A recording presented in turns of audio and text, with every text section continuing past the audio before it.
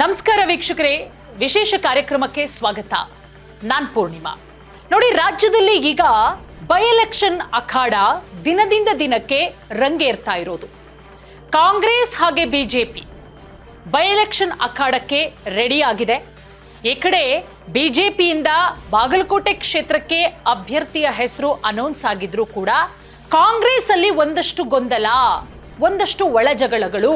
ಅದು ದಾವಣಗೆರೆ ದಕ್ಷಿಣ ಕ್ಷೇತ್ರ ಇರಬಹುದು, ಅದರ ಜೊತೆಗೆ ಬಾಗಲಕೋಟೆ, ಎರಡೂ ಕಡೆನೂ ಕೂಡ ಈ ಕಾಂಗ್ರೆಸ್ನಲ್ಲಿ ಅಭ್ಯರ್ಥಿಗಳ ಲೀಸ್ಟು ದೊಡ್ಡದೇ ಇದೆ ಅಂತಾನೆ ಹೇಳಬಹುದು. ನಮಗ್ ಕೊಡಿ ಟಿಕೆಟು, ನಮಗ್ ಕೊಡಿ, ನಮಗ್ ಕೊಡ್ಲಿಲ್ಲ ಅಂದ್ರೆ ಸರಿ ಇರಲ್ಲ ಅನ್ನೋ ಮಟ್ಟಿಗೆ ಒಂದಷ್ಟು ಜನ ಬಹಿರಂಗವಾಗೇ ಹೇಳಿಕೆಗಳನ್ನ ಕೊಟ್ಟಿದ್ದಾರೆ.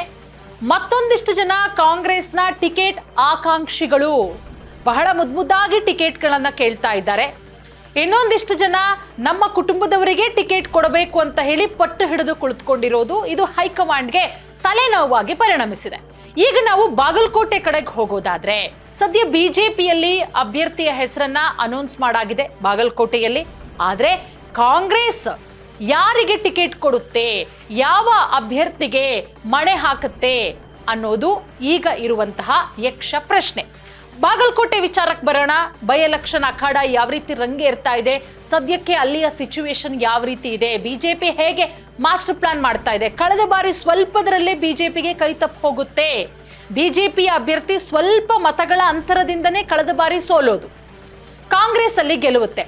ಕಳೆದ ಬಾರಿ ಆದಂತಹ ತಪ್ಪು ಮತ್ತೆ ಮರುಕಳಿಸೋದಕ್ಕೆ ಬಿಡುತ್ತಾ ಬಿಜೆಪಿ?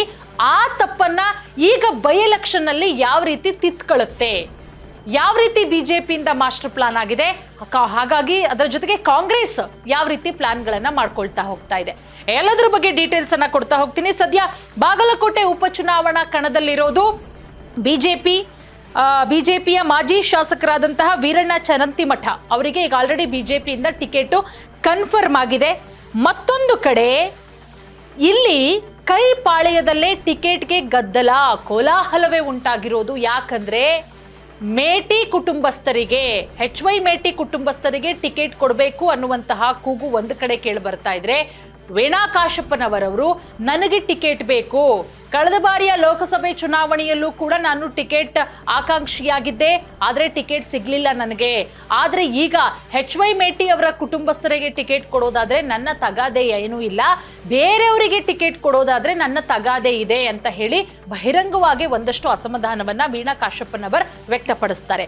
ಅದಾದ್ಮೇಲೆ ರಕ್ಷಿತಾ ಈಟಿ ಅನ್ನೋರು, ಅವರು ಕಾಂಗ್ರೆಸ್ನ ಸದಸ್ಯೆಯಾಗಿದ್ದಾರೆ, ಸಾಕಷ್ಟು ಕಾರ್ಯಕ್ರಮಗಳಲ್ಲಿ ಭಾಗಿಯಾಗಿದ್ದಾರೆ, ಸಕ್ರಿಯ ಕಾರ್ಯಕರ್ತೆಯವರು ಕೂಡ. ರಾಹುಲ್ ಗಾಂಧಿ ಅವರೊಟ್ಟಿಗೆ ಪಾದಯಾತ್ರೆಯಲ್ಲೂ ಕೂಡ ಕಾಣಿಸ್ಕೊಂಡ್ರು. ಅವರು ಕೂಡ ಒಂದು ಮುದ್ದಾದಂತಹ ವಿಡಿಯೋವನ್ನ ಮಾಡೋದ್ರ ಮುಖಾಂತರ ನನಗೂ ಟಿಕೆಟ್ ಕೊಡಬೇಕು ಕಾಂಗ್ರೆಸ್ ಇಂದ, ಬಾಗಲಕೋಟೆ ವಿಧಾನಸಭಾ ಕ್ಷೇತ್ರದಲ್ಲಿ ನಾನು ಸ್ಪರ್ಧೆ ಮಾಡಬೇಕು, ಆ ಸ್ಪರ್ಧೆಯ ಆಕಾಂಕ್ಷಿಯಾಗಿದ್ದೀನಿ, ನಾನು ಕೂಡ ಜನರ ಸೇವೆ ಮಾಡಬೇಕು, ಇಷ್ಟು ವರ್ಷ ಜನರ ಸೇವೆ ಮಾಡ್ಕೊಂಡು ಬಂದೆ, ಆದ್ರೆ ಈಗ ನನಗೆ ಟಿಕೆಟ್ ಈ ಬಾರಿ ಆದ್ರೂ ನನಗೆ ಟಿಕೆಟ್ ಕೊಡಿ ಅಂತ ಹೇಳಿ ಬಹಳ ಮುದ್ದಾಗಿ ರಕ್ಷಿತಾ ಈಟಿ ಅನ್ನೋರು ಕೂಡ ಒಂದು ರೀತಿಯಲ್ಲಿ ಕಾಂಗ್ರೆಸ್ನ ವರಿಷ್ಠರನ್ನ ಅವರು ಬಹಳ ಪರಿಪರಿಯಾಗಿ ಬೇಡ್ಕೊಳ್ಳುವಂತಹ ವಿಡಿಯೋ ಸೋಷಿಯಲ್ ಮೀಡಿಯಾದಲ್ಲಿ ಆ ವಿಡಿಯೋ ಸಿಕ್ಕಾಪಟ್ಟೆ ವೈರಲ್ ಆಯಿತು. ಈಗ ನೋಡಿ, ಒಂದು ಕಡೆ ಸಿದ್ದರಾಮಯ್ಯ ಅವರು HY ಮೇಟಿ ಅವರ ಮಕ್ಕಳನ್ನ ಕರೆಸ್ಕೊಂಡು ಬೆಂಗಳೂರಲ್ಲಿ ಒಂದು ಸಂಧಾನವನ್ನ ಕೂಡ ಮಾಡಿದ್ರು. ಯಾಕಂದ್ರೆ ಮೇಟಿಯವರ ಇಬ್ಬರು ಪುತ್ರರಲ್ಲಿ ಯಾರಿಗೆ ಟಿಕೆಟು ಅನ್ನೋದ್ರ ಬಗ್ಗೆ ಗೊಂದಲ, ಅಥವಾ ಪುತ್ರರಿಗೆ ಕೊಡ್ತಾರಾ ಅಥವಾ ಅವರ ಸೊಸೆಗೆ ಏನಾದರೂ ಕೊಡ್ತಾರಾ ಅಂತ ಹೇಳಿ ಕಾದು ನೋಡಬೇಕು. ಒಟ್ಟಾರೆ CM ಸಿದ್ದರಾಮಯ್ಯ ಅವರು ಇಬ್ಬರು ಪುತ್ರರನ್ನ ಕರೆಸಿ ಸಂಧಾನ ಸಭೆಯನ್ನ ಕೂಡ ಮಾಡಿದ್ರು. ಆದ್ರೆ ಆ ಸಭೆ ಸಫಲ ಆಗ್ಲಿಲ್ಲ, ವಿಫಲ ಆಯ್ತು ಅನ್ನೋದ್ರ ಬಗ್ಗೆನೂ ಕೂಡ ಮಾಹಿತಿ ಸಿಗ್ತಾ ಇದೆ. ಕೊನೆಗೆ ಈಗ ವೀರಣ್ಣ ಚರಂತಿಮಠ ಅವರಿಗೆ ಬಿಜೆಪಿಯಿಂದ ಟಿಕೆಟ್ ಕೊಟ್ಟಿದೆ. ಯಾಕಂದ್ರೆ ಕಳೆದ ಬಾರಿ ವೀರೇಂದ್ರ ಚರಂತಿಮಠ ಅವರು ಕೇವಲ ಅವರು ಸೋತಿದ್ದು 5,978 ಈ ಅಲ್ಪ ಮತಗಳಿಂದ ವೀರಣ್ಣ ಚರಂತಿಮಠ ಅವರು ಕಳೆದ ಬಾರಿ ವಿಧಾನಸಭಾ ಚುನಾವಣೆಯಲ್ಲಿ ಸೋಲ್ತಾರೆ. ಅಲ್ಲಿ HY ಮೇಟಿ ಅವರು ಗೆಲ್ತಾರೆ. ಆದ್ರೆ ಮೇಟಿ ಅವರ ನಿಧನದ ನಂತರ ತೆರವಾಗಿರುವಂತಹ ಸ್ಥಾನಕ್ಕೆ ಈಗ ದೊಡ್ಡ ಮಟ್ಟದಲ್ಲಿ ಕಾಂಗ್ರೆಸ್ನಿಂದ ಆಕಾಂಕ್ಷಿಗಳ ಸಂಖ್ಯೆ ಹೆಚ್ಚಾಗಿದೆ. ಹೆಂಗೆ ಅಂತ ಹೇಳಿದ್ರೆ, ಈ ಹೊಡೆದಾಟವನ್ನ ಬಿಜೆಪಿ ಈ ಬಾರಿ ಕರೆಕ್ಟ್ ಆಗಿ ಯೂಸ್ ಮಾಡ್ಕೊಳ್ಳೋದಕ್ಕೆ ಎಲ್ಲಾ ರೀತಿಯ ಪ್ಲಾನ್ಗಳನ್ನ ಕೂಡ ಮಾಡ್ಕೊಳ್ತಾ ಇದೆ. ನೋಡಿ, ಇಲ್ಲಿ ಕಾಂಗ್ರೆಸ್ ಏನ್ ಲೆಕ್ಕಾಚಾರ ಹಾಕ್ತಾ ಇದೆ ಅನ್ನೋದನ್ನ ನಾವು ಗಮನಿಸೋದಾದ್ರೆ, ಬಾಗಲಕೋಟೆ ಕ್ಷೇತ್ರದಲ್ಲಿ ಅಖಂಡ ಲಿಂಗಾಯತ ಸಮುದಾಯದಿಂದ ಪ್ರಾಬಲ್ಯವನ್ನ ಹೊಂದಿದ್ರೆ SC ST ಕುರುಬ ಹಾಗೆ ಮುಸ್ಲಿಂ ಸಮುದಾಯವನ್ನು ಒಗ್ಗೂಡಿಸಿ ಅಹಿಂದ ವರ್ಗ ಹಾಗೆ ಅನುಕಂಪದ ಆಧಾರದ ಮೇಲೆ ಏನಾದರೂ ಟಿಕೆಟ್ ಅನ್ನ ಕೊಟ್ಟರೆ ಕಾಂಗ್ರೆಸ್ ಅಭ್ಯರ್ಥಿ ಗೆಲ್ಲಬಹುದು ಅನ್ನುವಂತಹ ಲೆಕ್ಕಾಚಾರವನ್ನ ಕಾಂಗ್ರೆಸ್ ಇಟ್ಕೊಂಡಿದೆ.